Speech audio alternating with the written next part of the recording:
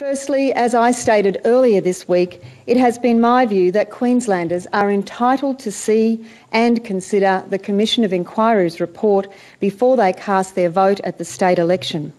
They are entitled to see the recommendations in relation to both state and local governments, and they are entitled to consider the responses of major parties and mayoral and local council candidates to any recommendations of the report. It had therefore been my intention to call an election for the 3rd of March. This date had a number of factors to recommend it.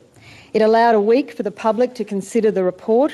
It put 4 weeks between the state election and the local government election scheduled for the 31st of March this year, and it allowed the state government to run close to its full term. Clearly, it is now not possible to hold a state election on the 3rd of March without denying Queenslanders the opportunity to consider the Commission of Inquiry's report. A state election held on the 24th of March would give the public a week to consider and understand the findings and make a judgment about any responses to the report by parties and candidates.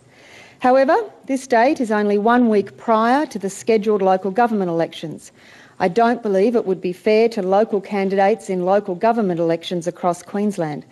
I remind you that the Local Government Association of Queensland called on me last week to take the needs of this important tier of government into account in my deliberations. The LGAQ made the valid points that local issues would inevitably be swamped by a state election campaign, that 2 campaigns going at once would make fair and comprehensive media coverage logistically difficult, and that voters are very unlikely to welcome going to the polls twice in 1 week or a fortnight.